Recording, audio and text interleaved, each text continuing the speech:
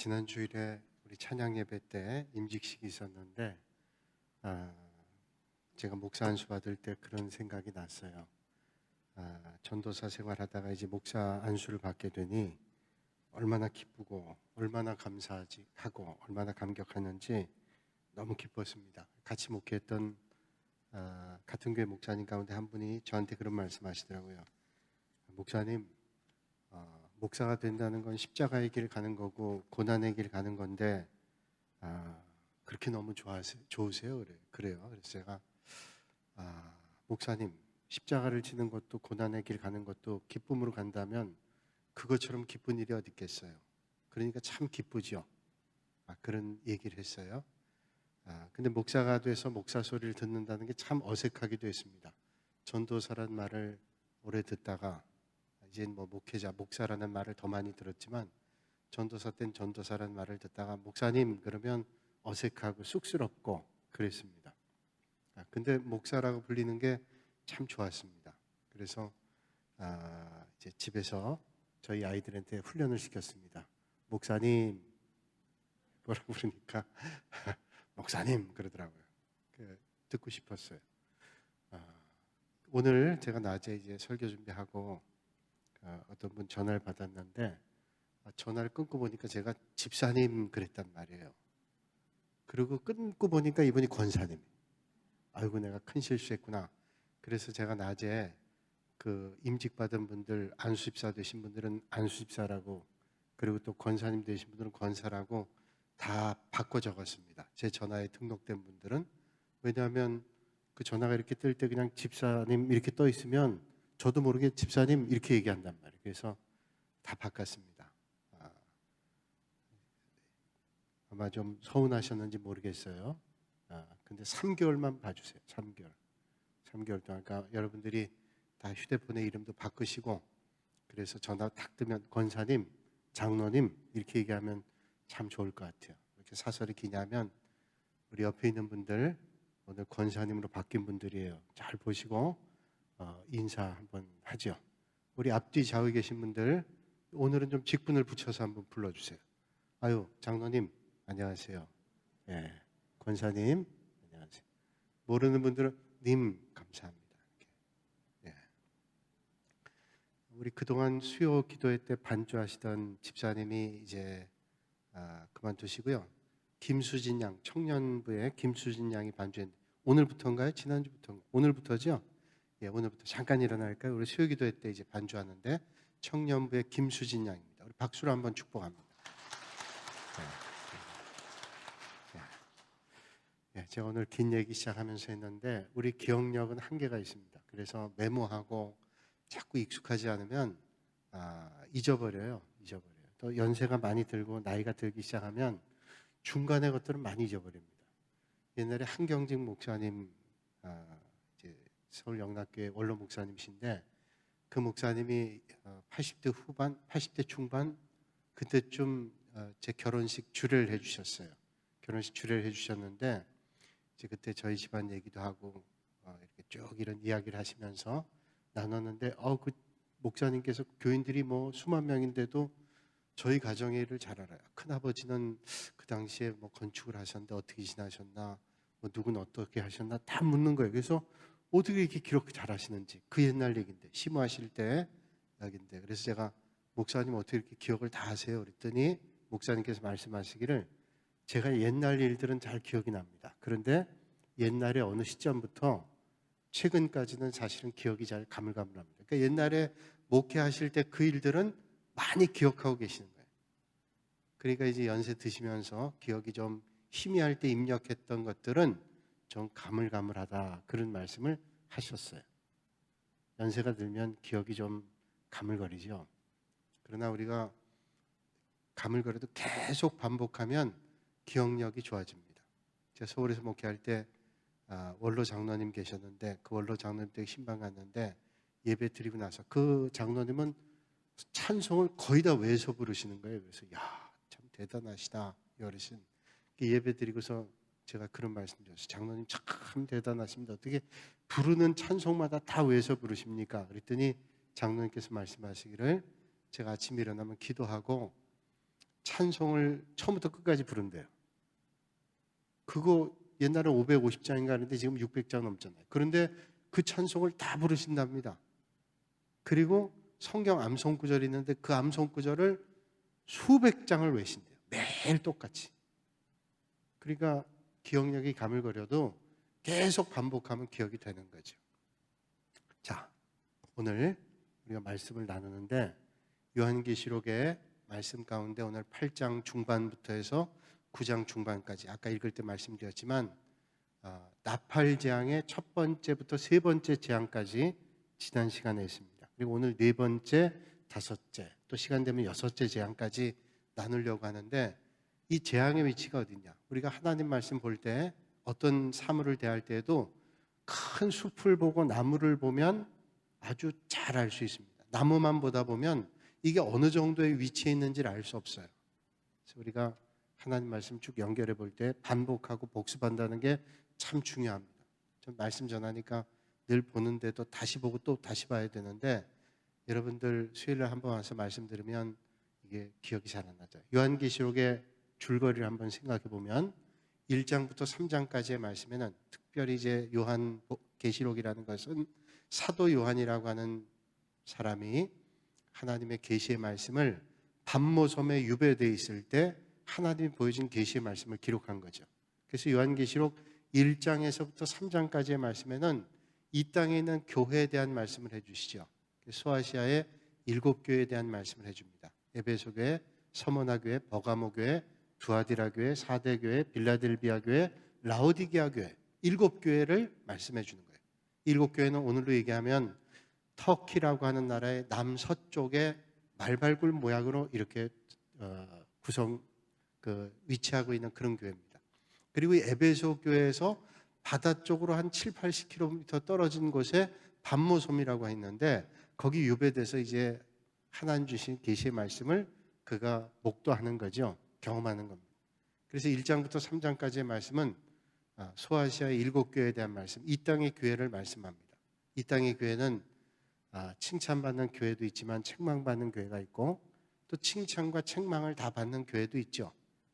자, 이 땅에 있는 교회가 그렇죠. 다 칭찬만 받을 수는 없어요. 어떤 때 책망 듣기도 하는데 우리가 나가야 될 게 뭐예요? 칭찬 많이 받는 교회가 돼야 되겠죠. 그걸 깨닫게 됩니다. 그런 이 땅의 교회에 대한 말씀을 해주시고 4장에 가면 이제 하늘에서 하나님 앞에 드리는 예배, 천상의 예배에 대한 말씀을 주고 계십니다.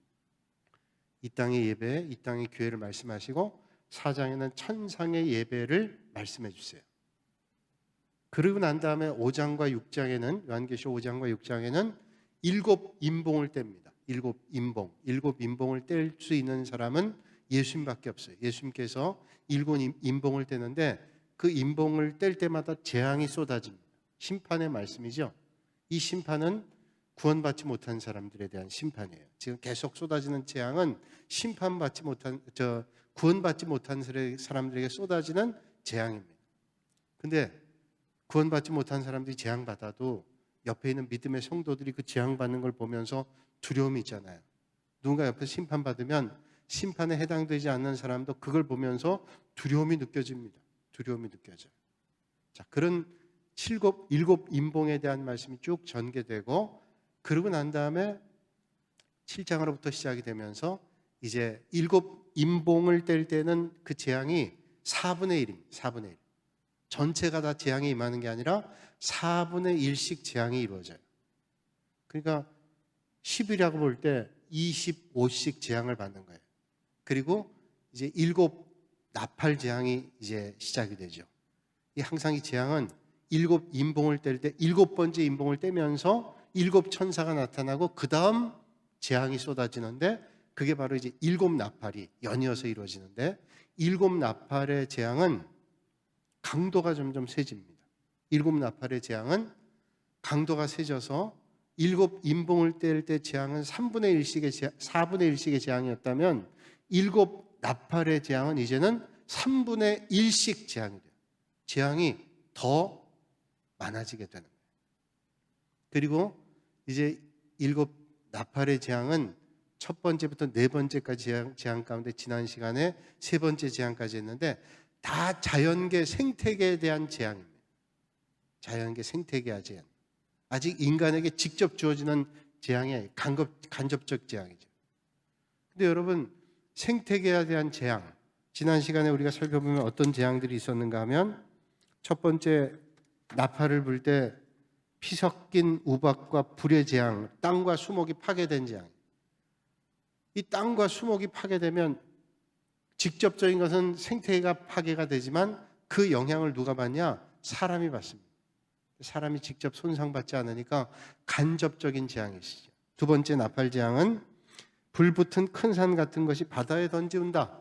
이제 바다가 오염되는 생태계 파괴죠. 바다가 오염돼도 이게 우리에겐 상당한 영향을 끼칩니다. 일본에 방사능 유출됐잖아요. 원자력 발전소가 그 쓰나미 때문에 파괴되고, 그래서 그 바다 오염이 도대체 언제 우리에게 오느냐, 알고도 모른 척하는 거냐, 아니면 지금 계속 확산되고 있냐. 방사능이 어딘가 갈 거 아니에요. 오염되고 있을 거죠. 그 주변만 있겠어요? 미국에서 실험해보니까 하와이까지 오는데 태평양 건너서 올 때 얼마나 걸리냐 다 계산하고 있는 거죠. 자, 그러니까 이 바다가 오염될 때 그 재앙이 거기에만 있는 게 아니라, 바다만 오염되는 게 아니라 거기에 연관되어 있는 사람들에게 영향이 오는 거예요. 간접적인 생태계 파괴죠. 그 다음 세 번째 나팔 재앙은 횃불같이 타는 큰 별이 하늘에서 떨어집니다. 큰 별이 하늘에서 떨어져가지고 샘을 이제 쏜물이 되게 했어요. 아까 바다의 재앙이었다면 세 번째 재앙은 민물이죠. 민물, 샘물 재앙이 일어납니다. 그래서 첫 번째부터 세 번째까지 다 생태계 재앙을 말씀하고 있고요. 오늘 이제 시작할 네 번째 재앙은 이겁니다. 해, 달, 별의 3분의 1이 어두워지는 광경을 묘사하고 있어요. 오늘 본문 8장 12절 말씀 우리 같이 한번 볼까요? 8장 12절 말씀 시작. 넷째 천사가 나팔을 부니 해 3분의 1과 달 3분의 1과 별들의 3분의 1이 타격을 받아 그 3분의 1이 어두워지니 낮 3분의 1은 비추임이 없고 밤도 그러하더라.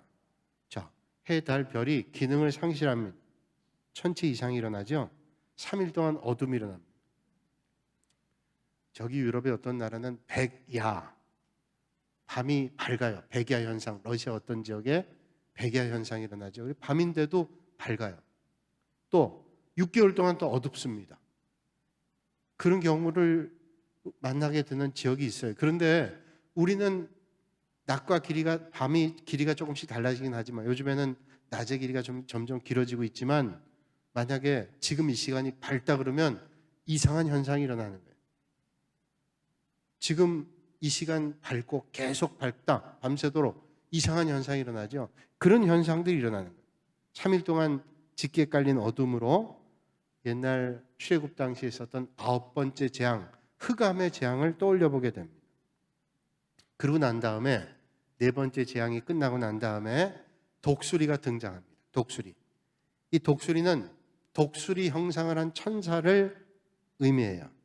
이 독수리가 나타나서, 독수리 형상하고 있는 천사가 나타나서 재앙을 예고하는데, 어떤 재앙을 예고하는가 하면 이제 네 가지 나팔보다 이제 앞으로 있을 세 가지의 재앙은 훨씬 클 거다. 지금까지 재앙도 만만치 않은데 이제 앞으로 있을 재앙은 더 크다는 거예요. 지금까지는 생태계의 어떤 파괴나 손상이나 오염이나 이런 게 왔다면, 앞으로 오게 될 재앙은 어떤 재앙이냐면 사람들 자체의 재앙이 온다는 그런 예고를 하고 있습니다. 점점 극심한 재앙이 일어난다. 그래서 7 인봉, 그 다음 더 나아가서 7 나팔, 더 나아가서 7 대접, 재앙이 점점 극심해지는 거예요. 그래서 독수리 형상을 하고 있는 천사가 화가 있을 거다 이렇게 말씀하는데, 이제 3개 나팔이 더 있다. 그래서 5번째, 6번째, 7번째 나팔 재앙이 있을 거다라고 하는 것을 말씀해 주는 거죠. 자, 우리가 나팔 재앙 제일 처음 할 때 기도에 대한 말씀을 했습니다. 우리 성도들이 기도하는 것을 하나님께서 받으신다 그랬어요. 다 향으로 받으셔가지고 그걸 다시 우리에게 쏟아낸다. 그 쏟아낸다는 것은 응답해 주시는 거죠. 그런 말씀을 했어요. 그러니까 오늘 우리가 어떤 삶의 자리에도 하나님 앞에 기도 올려드리는 것을 하나님께서 향으로 받으시고 우리에게 응답해 주신다. 그러니까 어떤 자리에도 기도해야 된다. 그런 말씀을 드렸어요.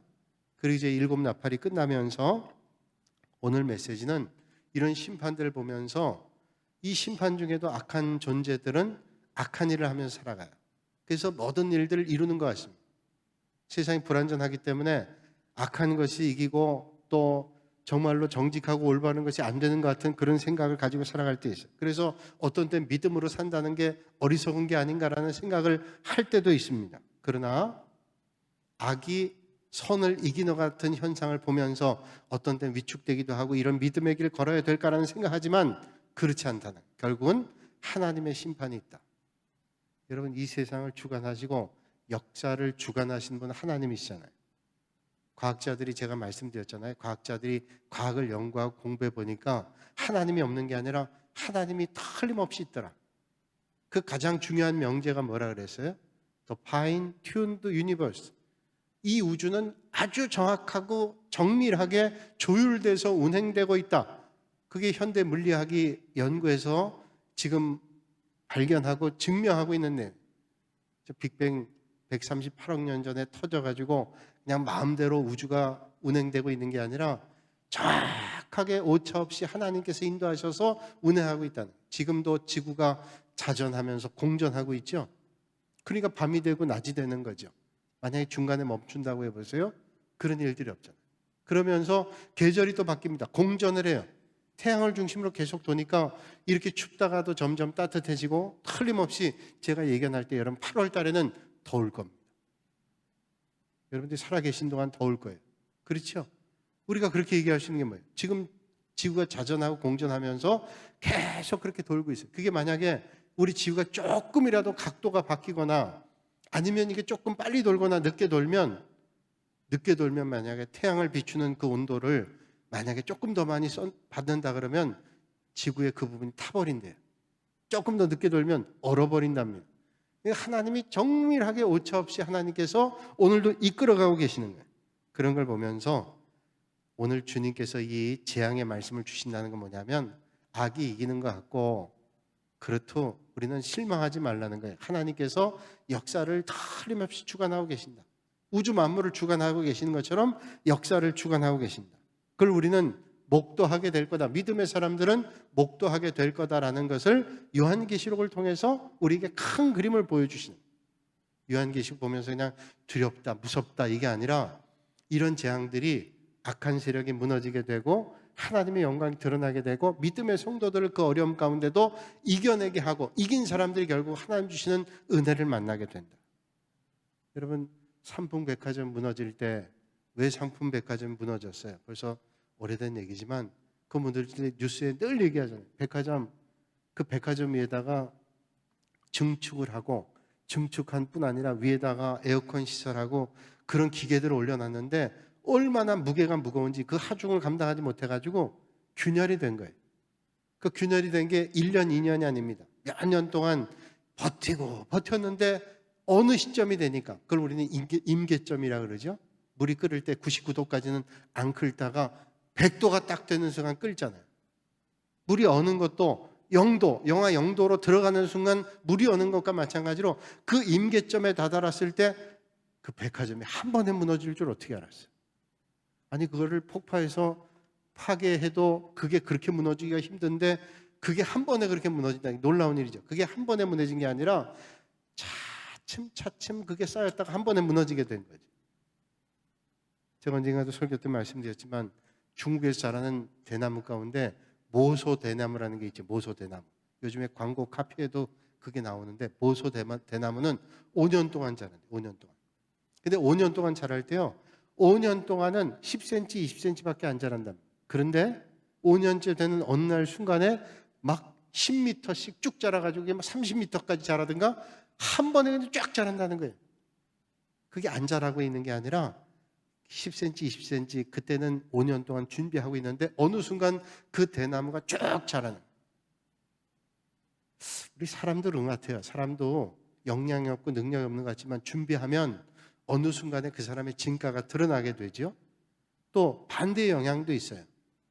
자, 모든 게 쌓여 있는데 그 쌓여 있는 것들이 아무런 현상이 없다라고 생각하지만 그렇지 않아요. 99도에서 100도 넘어가는 순간 끓는 거와 마찬가지로 영하 0도가 될 때 물이 어는 거와 마찬가지로 임계점을 넘어서면 그런 현상이 일어납니다.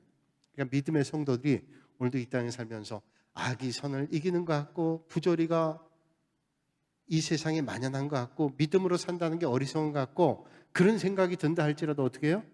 하나님 바라보고 믿음의 선한 싸움을 싸우면 선으로 악을 이기면 하나님께서 역사하셔서 그때를 우리에게 만나게 하신다는 거예요. 여러분, 다윗이 골리앗을 만났을 때 어린 나이죠. 다윗이 10대였습니다. 골리앗 장군 2m가 넘는 사람이에요. 보통 사람 한 2m 10cm나 2m 30cm 서장훈 정도의 크기가 됐을 거예요. 어린아이, 다윗은 젊은이였으니 아주 어린 10대였으니까 골리앗에게 상대가 안 될 겁니다. 그리고 옛날에 상대적으로 작았겠죠. 그러니까 그렇게 큰 골리앗을 이스라엘의 장수들도 어느도 대적할 수 없어요. 이스라엘 욕하고 하나님 욕해도 아무도 대적할 수 없었어요. 그런데 다윗은 참을 수가 없었습니다. 그가 담대하게 골리앗 앞에서 외쳤던 그 외침의 고백을 우리는 기억하고 있죠. 사무엘상 17장 45절에 이렇게 말씀하고 있습니다. 다윗이 블레셋 사람에게 이르되 너는 칼과 창과 단창으로 내게 나오거니와 나는 만군의 여호와 이름 곧 네가 모욕하는 이스라엘 군대의 하나님의 이름으로 내가 네게 나아가노라. 이렇게 말씀. 너는 그 기골이 장대한 모습으로 칼과 창과 단창으로 나와요. 자, 죽이겠다고 칼과 창과 단창으로 나오지만 나는 만군의 여호와 이름, 네가 모욕하는 이스라엘 군대 하나님, 만군의 주 여호와의 이름으로 나간다. 오늘 우리가 똑같은 그런 고백이 있으시길 바랍니다. 오늘 우리가 이 땅에 살면서 저쪽에서는 칼과 단창과 그리고 창으로 나온다 할지라도 우리는 뭐예요? 만군의 여호와의 이름으로 능히 이길 수 있어요. 오늘도 여러분 삶의 자리가 어떻다 할지라도 칼과 창과 단창 앞에 무릎 꿇지 않고 하나님의 이름으로 능히 이기실 수 있는 여러분들이 되시기를 주님의 이름으로 축복합니다.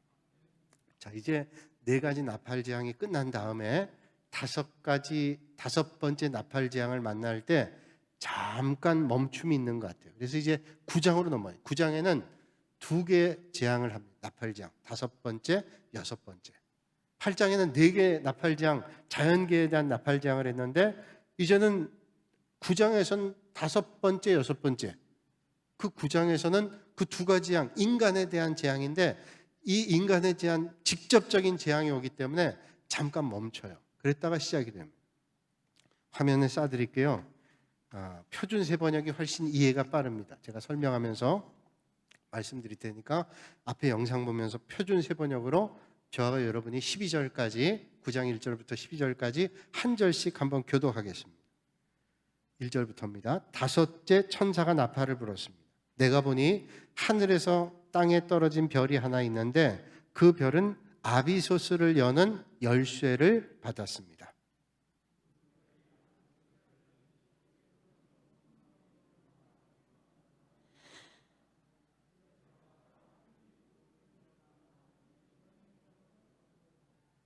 그리고 그 연기 속에서 메뚜기들이 나와서 땅에 퍼졌습니다. 그것들은 땅에 있는 전갈이 가진 것과 같은 권세를 받아 가지고 있었습니다.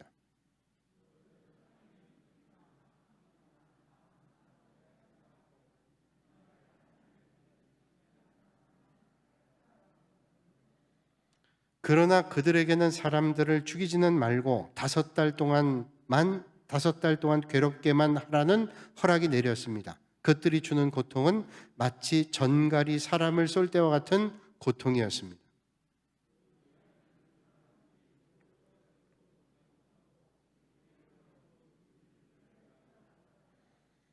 그 메뚜기들의 모양은 전투채비를 한 말들과 같고 머리에는 금 면류관과 같은 것을 쓰고 그 얼굴은 사람의 얼굴과 같았습니다.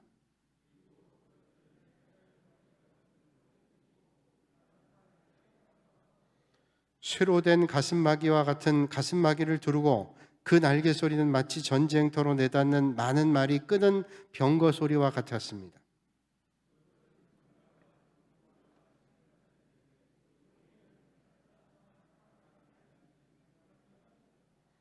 그것들은 아비소스의 사자를 자기들의 왕으로 떠받들었는데 그 이름은 히브리 말로는 아바돈이요 그리스 말로는 아볼로온입니다. 첫째 재앙이 지나갔습니다. 그러나 아직도 두 가지 재앙이 더 닥쳐올 것입니다. 아멘. 자, 여기 이제 다섯 번째 재앙을 말씀하고 마지막 끝에 앞으로 두 가지 재앙이 더 있습니다. 여섯 번째, 일곱 번째 재앙이 있다는 거예요. 자, 오늘 이 말씀을 한번 머릿속에 그려보세요. 자, 하늘에서 별이 떨어졌는데 그 별이 아비소스를 여는 열쇠를 받았대요. 아비소스를 여기 개역 개정판에는 뭐라고 말씀하고 있죠? 무적행이라고 말씀해요. 무적행. 아비소스란 말은 헬라어로 무적행이에요. 무적행은 뭐냐면 무저, 바닥이 없어요. 아래가 없는 겁니다. 구덩이가 있는데 그 구덩이에 끝이 없어요. 얼마나 끝이 있는지 몰라요. 계속 내려가는 끝입니다. 그것을 또 다른 부분은 스올이라고 얘기도 하고 지옥이라고도 얘기합니다. 무적행이, 아비소스라는 것은 무적행인데 바닥이 없는 게 바닥이.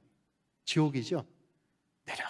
내려가도 바닥이 없는 그 열쇠를 받았대요. 떨어진 별이 있는데 이 별에 대한 설명이 여러 가지가 있어요. 별이 뭐냐? 하나님의 천사다라고 주장하는 사람들이 있어요. 또 하나님의 천사라고 주장하는 사람이 있는가 하면 또 한 부류의 사람들은 이거는 마귀다, 타락한 천사다, 그렇게 얘기하는 게 있어요. 그러면 이게 정반대 얘기 아니에요. 천사인데 이게 하나님의 사명을 맡은 천사다, 하나님의 종인 천사다라고 하는 것과 정반대로 타락한 천사다라고 얘기하는데, 여기서 중요한 키는 이 천사가 타락한 천사든 하나님의 명령을 따르는 천사든 무적행의 열쇠를 가지고 이 무적행의 그 뚜껑을 여는 겁니다. 여니까 상상해 보면 연기가 막 올라와요. 연기가 올라오는데 마치 화산 분화구에서 연기가 나고 화산 다 터지는 것처럼 막 연기가 나는 겁니다. 그 연기가 제가 얼마나 많이 났는지 해달 별을 다 가릴 정도로 온 하늘을 가리는 거예요. 그런데 그 가린 순간 황충이 거기서 기어나옵니다. 황충, 메뚜기죠. 메뚜기 떼가 기어나오는데 이 메뚜기 떼가 얼마나 험악한 메뚜기인지 몰라요. 전갈 같은 독을 가지고 있습니다. 거기에 쏘이면 얼마나 고통스러운지 몰라요. 근데 그 고통이 얼마나 컸는지 차라리 죽고 싶은데 죽을 수도 없는 고통이에요. 이 다섯 번째 재앙과 여섯 번째 재앙의 죽음과 연관해 생각해 볼 때 다섯 번째 재앙에는 죽고 싶어도 죽지 못하는 고통이에요. 고통은 당하고 있는데 죽질 못해요. 옛날에 주일학교 다닐 때 보니까, 제가 주일학교 다닐 때 목사님께 말씀드린 그런 말씀, 지옥은 죽을래도 못 죽은대요. 죽을래도. 왜? 끓는 가마불에 불구덩이에 있어도 고통은 당하는데 죽질 못한대요. 여러분, 죽으면 고통을 모를 텐데 그 지옥에서는 죽을 수도 없는 고통을 당한대요. 그게 연관됐어요. 오늘 말씀 보니까 정갈이 쏘는데 얼마나 고통스러운지 몰라요. 고통을 당하는데 죽을 수도 없는 고통을 당하는 거예요. 자, 이제 이 다섯 번째 나팔 그 재앙이 시작되면서 이제 이 재앙은 전혀 자비가 없는 재앙으로 점점합니다. 하나님께서 자비 하나님인데 그전에는 그 어려움 가운데도 긍휼을 베풀기도 하고 자비를 베풀기도 하시는데 이젠 자비와 긍휼이 없는 재앙이 쏟아지기 시작합니다. 앞에 네 재앙, 첫째 나팔, 둘째, 셋째, 넷째까지의 나팔 재앙에는, 이 재앙에는 생태계가 파괴돼서 인간은 간접적인 피해를 입었는데 이제는 사람에게 쏟아지는데, 이 사람에게 오는 재앙이 황충, 메뚜기 떼가 와서 전갈같이 쏴대는데 죽을 수도 없다는 거예요. 그래서 이 별이 천사냐 사단이냐, 하여튼 바닥이 없는 스올 같은 곳에서 무수히 쏟아져 나오는 겁니다. 여러분, 출애굽할 때 메뚜기 재앙 있죠? 피, 개구리, 우박, 메뚜기 뭐 이런 재앙들이 있는데, 그때 메뚜기는요 식물을 다 먹었어요. 식물을 먹었는데 지금 요한계시록에 나오는 메뚜기 재앙은 식물을 먹는 게 아니라 사람을 쏘는 겁니다. 사람에게 고통을 주는 재앙이 오게 되는 거예요. 그런데 여기 아주 중요한 메시지가 있죠. 그런데 누구만 이게 고통을 당하는가 하면 4절에 보니까, 4절 말씀에 세 번역 말씀으로 제가 아까 읽을 때 보니까, 그것들은 땅에 있는 풀이나 푸성기나 나무는 하나도 해하지 말고 이마에 하나님의 도장이 찍히지 않은 사람만 해하라는 명령을 받았습니다. 그러니까 이 메뚜기 떼는, 전갈처럼 쏘는 메뚜기 떼는 이마에 인침받지 않은 사람만 쏘라는 거예요. 머리 인침받았다는 건 뭐예요? 구원받은 백성입니다. 하나님께 구원받은 백성은 피해요. 이스라엘 백성들이 출애굽할 때 10가지의 재앙이 하나님의 백성들은 피했던 것처럼 하나님의 백성들이 이마에 인침받은 사람들은 이 고통을 피하는 겁니다. 그러니까 이것도 구원받지 못한 사람들이 받는 재앙이에요. 그리고 그 사람들이 죽으려고 했어도 죽지 못하고 죽길 원해도 죽음이 그들을 피해서 달아났다. 그러니까 그 고통을 그대로 받는 거예요. 이게 얼마나 큰 고통일까요? 죽을래도 죽을 수 없는 그런 고통을 당하고 있다. 오늘 이 말씀을 통해서 우리는 한번 생각해 보게 됩니다. 우리가 믿음으로 이 땅에 살면서 만나는 고통이 어떤 때는 황충과 같은 고통일 때도 있어요. 여러분, 우리가 살다가 만나는 고통은 내가 정말로 죽고 싶은 고통, 죽을 수도 없어요. 그냥 죽으면 끝날 것 같은데 죽을 수도 없는 고통을 만나게 된다. 이게 더 큰 고통이란 말이죠. 그 고통을 만나면서도 우리 믿음의 성도들은 믿음으로 이겨나가야 돼요. 그러니까 이 믿음의 길이라는 게 어떤 때는 힘겨울 때 있어요. 아니, 나 그만두지 뭐. 이런 마음 가질 때 있지만 그만둘 수도 없어요. 내 인생을 끝내지 뭐. 인생을 끝낼 수도 없어요. 그런 절박한 상황을 만날 때도 있어요. 그렇잖아요. 뭐 끝내지 뭐. 이럴 수 있잖아요. 근데 그럴 수도 없는 거예요. 살아내야 되는 거죠. 그런 고통. 그걸 우리가 조금 생각해 보게 되죠. 황충에 쏘여도 육신의 고통을 당해도 죽질 않은 거예요. 야, 이런 저주가 어디 있어요? 여러분, 편히 살다가 죽는 것도 한편으로는 은혜죠. 우리가 적절한 때 하나님의 부르심 받는 것도 이게 은혜란 말이죠. 힘겨운데 살아내는 게 얼마나 힘들까. 저는 예전에 목회하다가요, 그런 분 만났습니다. 신방 갔는데 제가 10수년 새벽 기도 때 말씀드린 것 같아요. 이분은 평생 그 병이 앓고 난 다음에 눕지를 못해요. 그래서 주무실 때도 앉아서 주무시고 또 서서 활동도 못해요. 그러니까 그냥 늘 앉아있는데 앉아있는 게 주무실 땐 좀 누워야 허리도 피고시잖아요. 신방 갔다 왔는데 너무 마음이 안 됐더라고요. 너무 안 됐어요. 그분이 병을 앓은 지가 7, 8년이 됐는데 7, 8년 동안 무슨 수양을 하는 것도 아닌데 눕질 못해요. 너무 고통스럽겠다. 그리고 제가 거기 부임하고 한 1년쯤 지난 다음에 그분이 세상 떠나셨어요. 한편으로는 그런 마음이 들더라고요. 한편으로는 이제는 이 고통이 다 끝나셨겠다. 하나님 나라에서 이제는 평안히 힘을 얻으시겠다. 한편으로는 그런 위로한 마음이 들더라고요. 얼마나 힘드셨어요. 죽을래도 죽을 수도 없는, 정말로 견딜 수 없는 그런 고통일 수도 있잖아요. 그런데 우리가 말씀을 통해 깨달을 수 있는 것은 그런 고통도 잠시라는 거예요. 잠시일 뿐이고 확실한 승리와 궁극적인 승리가 약속되어 있어요. 여기 보니까 몇 개월 동안 괴롭게 해야 하는가 하면 5개월이라고 그러죠. 5개월. 여기 말씀 보니까 10절에 그것들은 전갈과 같은 꼬리와 침을 가졌는데 그 꼬리에는 5달 동안 사람을 해할 수 있는 권세가 있었습니다.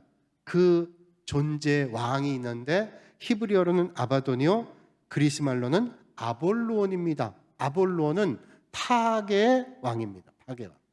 마귀죠. 마귀가 이런 고통을 주는 거예요.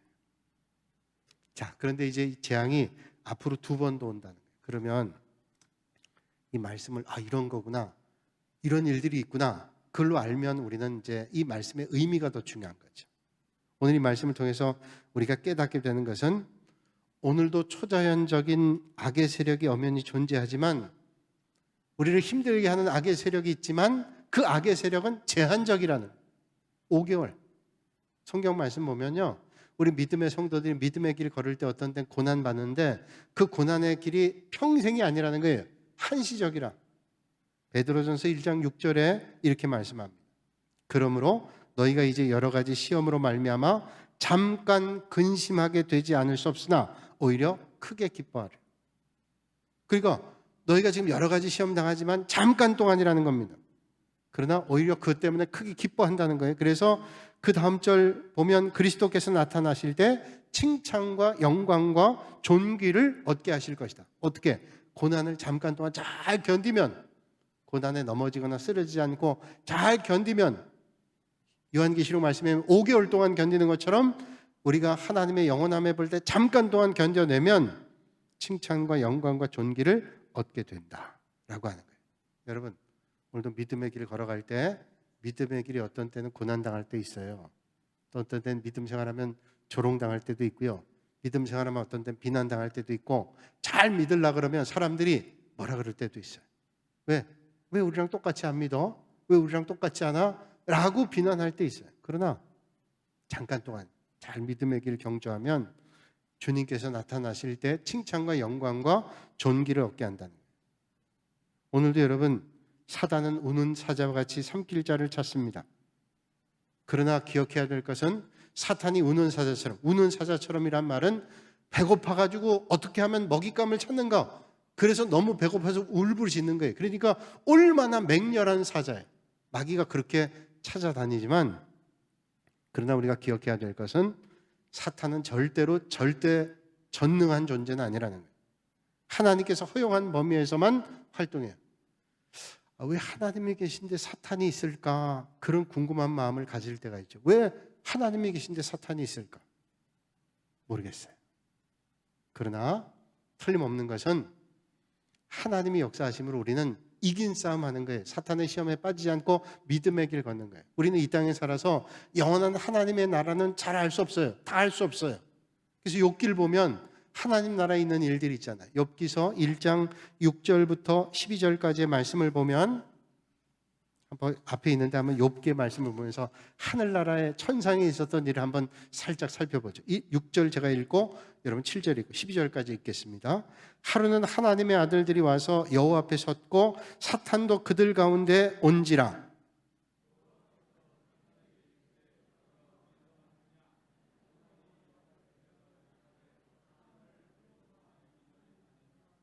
자, 지금 이제 하나님 아들들이 와서 여호와 앞에 섰고 사탄도 있었대요. 그래서 이제 하나님께 사탄에게 너 어디서 왔냐 그랬더니 여기들을 두루 다니다가 왔답니다. 사탄은 여기저기 쏘다니는 것 같아요. 제가 신학대학원 다니면서 사탄 공부하는데요, 사탄은 꼭 있을 만한 데 있어요. 음습한데, 어두운데, 너무 어두운 데 다니면 안 돼요. 음습한데, 그리고 안 좋은데, 이런 데 있어요. 그러니까 딱 맞아요. 자, 여기 보니까 사탄이 두루 다니다 왔답니다. 8절 봅니다. 여호와께서 사탄에게 이르시되 내가 내 종 욥을 주의하여 보았느냐? 그와 같이 온전하고 정직하여 하나님을 경외하며 악에서 떠난 자는 세상에 없느니라. 9절이요.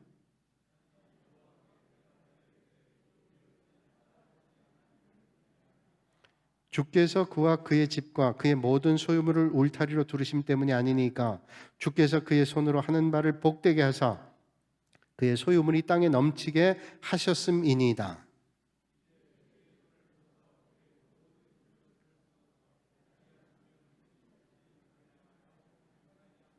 함께요. 여호와께서 사탄에게 이르시되 내가 그의 소유물을 다 내 손에 맡기노라. 다만 그의 몸에는 내 손을 대지 말지니라. 사탄이 곧 여호와 앞에서 물러가니라. 아멘. 이게 천상에 있는 일이에요.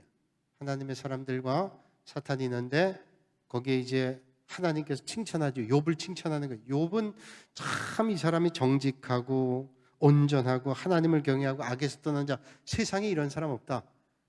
참 하나님이 칭찬할 만한 사람 욥. 근데 욥의 인생 보세요. 얼마나 고난 많았어요. 근데 그 고난 이겼잖아요. 자, 이 시작하면서 이렇게 얘기하니까 사탄이 얘기하는, 그러면 어찌 까닭이 없이 하나님을 욥이 경외하겠습니까? 이유가 있습니다. 하나님께서 욥을 돌봐주시잖아요. 울타리를 두르고 그의 집과 모든 소유물을 울타리 두르고 복되게 복을 주시지 않았어요. 그러니까 욥이 하나님을 섬기죠. 우리가 말이 되잖아요. 하나님이 돌봐주니까 욥이 하나님 섬기고 정직하고 온전하지, 만약에 그렇지 않다면 욥이 하나님 섬기긴 하겠습니까? 그랬더니 하나님께서 말씀해요. 다 그 소유를 맡긴다. 네게. 그러나 몸에는 손대지 말라. 하나님이 허락하셨어요. 한번 네가 시험해봐라. 몸에는 손대지 말라. 그러니까 이 마귀도 하나님이 제한한 권위 안에서만 활동하는 거예요. 마귀도 하나님 권세 앞에 안에 있지 어떻게 대적해. 그러니까 왜 이런 일이 있는지는 우리는 아마 하나님 나라 가서 알아야 돼요. 우리가 믿음의 싸움을 잘 이기도록 옥석을 가리도록 하나님 하신지 모르겠어요. 우리가 어려움 만나면 옥석을 가려지잖아요. 아유, 저 사람이 옥인 줄 알았는데 보니까 돌이네. 저 사람이 돌인 줄 알았는데 옥이네. 이걸 발견하는 것처럼 시련과 시험과 연단을 통해서 옥석이 가려지는 것처럼 그래서인지는 모르겠어요. 우리가 다 믿음 있는 것 같고 다 신실한 것 같지만 어려움을 만날 때 아이고 저 사람이 신실했구나. 아이고 저 사람이 진짜였구나. 우리는 알잖아요. 옥석을 가리잖아요. 지금 코로나 상황도 전부 그럴 수 없지만 우리의 믿음도 옥석이 갈리겠구나. 그런 생각을 해봐요. 옥석이 갈리겠구나. 우리가 시련과 어려움 만날 때 우리의 믿음도 드러나겠구나 하는 생각을 해봅니다. 그러니까 그런 옥석을 가리는 것 때문인지 모르겠어요. 그런데 그것도 하나님의 권한 안에 있죠. 그러니까 하나님을 우리가 의지하면 어떤 시험과 시련이 있다 할지라도 하나님께서 이기게 하시는 거예요. 그래서 욥이 결국 이겨냈잖아요. 주신 분도 하나님이시오, 가져가실 분도 하나님이십니다. 오직 주님 영광 받으소서. 이렇게 욥이 고백했잖아요. 그런데 그의 삶이 이렇게 녹록했나요? 아유, 자식이 10명이 지붕이 무너져가지고 하루아침에 죽고 부인은 욕하고 친구들은 네가 벌받을 만하다 그러고 그러고 자기 몸에 종기가 나고 나중에는 하나님 보세요. 마귀가 그러잖아요. 욥이 자기 몸이 멀쩡하니까 그래도 버티고 있죠. 몸에 종기가 났어요. 얼마나 힘들었어요. 그런데도 그가 자기 생일을 저주할 정도로 힘겨운 삶을 살았지만 끝까지 주님 의지하고 하나님의 은혜를 붙잡죠. 거기에 비결이 있습니다. 여러분, 오늘도 우리가 믿음의 길 걸어갈 때 즐거울 때 많습니다. 힘들 때보다 즐거울 때 많아요. 그런데 힘들 때도 만만치 않아요. 믿음 때문에 만나는 어려움이 있어요. 주님 믿음으로 내가 비난당할 때도 있고 욕먹을 때도 있어요. 그러나 주님 욕은 먹이지 말아야죠. 그래서 믿음의 길 걷는 겁니다. 오늘도 여러분 이 땅에 살면서 어떤 일을 만난다 할지라도 승리하게 하시는 주님을 붙잡고 믿음의 길 당당하게 가시는 여러분들이 되시기를 주님의 이름으로 축원합니다. 거룩하신 아버지 하나님, 오늘도 이 밤에 저희를 불러주시고 하나님을 예배하게 하시니 감사합니다. 오늘 요한계시록 통해서 말씀을 받았습니다. 말씀대로 우리가 믿음의 길 당당하게 가게 하시고 어떤 자리에도 하나님을 꼭 붙잡고 믿음의 길 승리하게 하여 주시옵소서. 예수님의 이름으로 기도하옵나이다. 아멘.